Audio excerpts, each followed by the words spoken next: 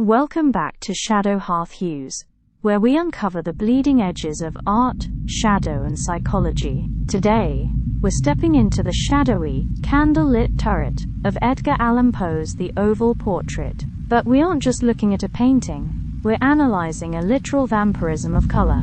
As the artist steals the rosy hues from his muse's cheeks and transfers them to the canvas, Poe asks a chilling question. Does capturing life itself require draining it? Let's explore the terrifying tension between art and life.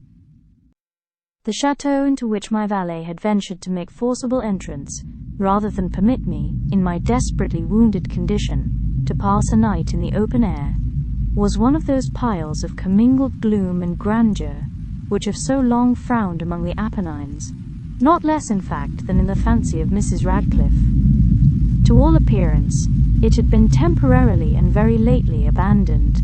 We established ourselves in one of the smallest and least sumptuously furnished apartments. It lay in a remote turret of the building. Its decorations were rich, yet tattered and antique. Its walls were hung with tapestry and bedecked with manifold and multiform armorial trophies, together with an unusually great number of very spirited modern paintings, in frames of rich golden arabesque. In these paintings, which depended from the walls not only in their main surfaces, but in very many nooks which the bizarre architecture of the chateau rendered necessary, in these paintings my incipient delirium, perhaps, had caused me to take deep interest, so that I bade Pedro to close the heavy shutters of the room, since it was already night, to light the tongues of a tall candelabrum which stood by the head of my bed, and to throw open far and wide the fringed curtains of black velvet which enveloped the bed itself. I wished all this done that I might resign myself, if not to sleep, at least alternately to the contemplation of these pictures, and the perusal of a small volume which had been found upon the pillow, and which purported to criticize and describe them. Long I read, and devotedly I gazed. Rapidly and gloriously the hours flew by and the deep midnight came. The position of the candelabrum displeased me, and outreaching my hand with difficulty, rather than disturb my slumbering valet, I placed it so as to throw its rays more fully upon the book. But the action produced an effect altogether unanticipated. The rays of the numerous candles, for there were many, now fell within a niche of the room which had hitherto been thrown into deep shade by one of the bedposts. I thus saw in vivid light a picture all unnoticed before. It was the portrait of a young girl just ripening into womanhood. I glanced at the painting hurriedly, and then closed my eyes. Why I did this was not at first apparent even to my own perception, but while my lids remained thus shut, I ran over in my mind my reason for so shutting them. It was an impulsive movement to gain time for thought, to make sure that my vision had not deceived me, to calm and subdue my fancy for a more sober and more certain gaze. In a very few moments I again looked fixedly at the painting. That I now saw aright I could not and would not doubt. For the first flashing of the candles upon that canvas had seemed to dissipate the dreamy stupor which was stealing over my senses, and to startle me at once into waking life. The portrait, I have already said, was that of a young girl. It was a mere head and shoulders, done in what is technically termed a vignette manner, much in the style of the favourite heads of Sully. The arms, the bosom, and even the ends of the radiant hair melted imperceptibly into the vague yet deep shadow which formed the background of the whole. The frame was oval, richly gilded and filigreed in moresque. As a thing of art, nothing could be more admirable than the painting itself. But it could have been neither the execution of the work, nor the immortal beauty of the countenance, which had so suddenly and so vehemently moved me. Least of all, could it have been that my fancy, shaken from its half-slumber, had mistaken the head for that of a living person. I saw at once that the peculiarities of the design, of the vignetting, and of the frame must have instantly dispelled such idea, must have prevented even its momentary entertainment.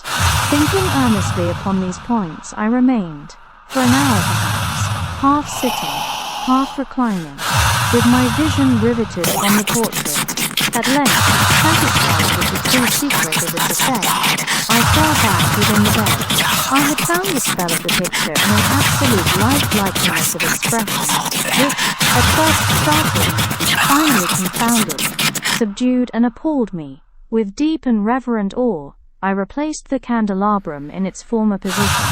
The cause of my deep agitation being thus shut from view, I sought eagerly the volume which discussed the paintings and their histories. Turning to the number which designated the oval portrait, I there read the vague and quaint words which followed. She was a maiden of rare beauty, and not more lovely than full of glee. And evil was the hour when she saw, and loved, and wedded the painter. He, passionate, studious, austere, and having already a bride in his art. She, a maiden of rarest beauty, and not more lovely than full of glee. All light and smiles, and frolicsome as the young fair, loving and cherishing all things, hating only the art which was her rival, dreading only the palette and brushes and other untoward instruments which deprived her of the countenance of her lover. It was thus a terrible thing for this lady to hear the painter speak of his desire to portray even his young bride. But she was humble and obedient, and sat meekly for many weeks in the dark, high turret chamber, where the light dripped upon the pale canvas only from overhead. But he, the painter, took glory in his work, which went on from hour to hour, and from day to day, and he was a passionate, and wild, and moody man, who became lost in reveries, so that he would not see that the light which fell so ghastly in that lone turret withered the health and the spirits of his bride, who pined visibly to all but him. Yet she smiled on and still on, uncomplainingly, because she saw that the painter, who had high renown, took a fervid and burning pleasure in his task, and wrought day and night to depict her who so loved him, yet who grew daily more dispirited and weak.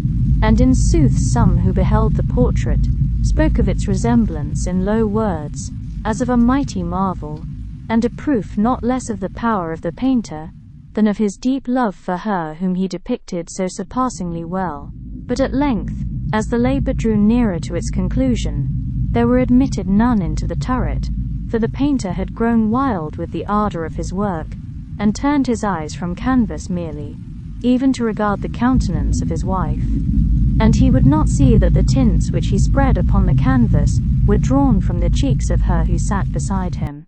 And when many weeks had passed, and but little remained to do, save one brush upon the mouth and one tint upon the eye, the spirit of the lady again flickered up as the flame within the socket of the lamp, and then the brush was given, and then the tint was placed, and for one moment the painter stood entranced before the work which he had wrought, but in the next, while he yet gazed, he grew tremulous and very pallid, and aghast, and crying with a loud voice, "This is indeed life itself," turned suddenly to regard his beloved. She was dead. And so, with a single brush upon the mouth and one final tint upon the eye, the painter's dark masterpiece is complete. But the ultimate triumph of his art becomes the tragic tomb of his wife, as the artist stands entranced, shouting, "This is indeed life itself," he turns only to find a lifeless void. Here the shadows cast by the candelabrum reveal Poe's ultimate macabre truth. True immortality in art demands the complete consumption of the living. The rosy hues he spread upon the canvas weren't mere pigments, they were life, siphoned away. Thank you for lingering in the shadows with us here at Hearth Hues. If you found this dark exploration captivating, hit that like button, subscribe, and leave a comment below. Do you believe a masterpiece can only be born from sacrifice?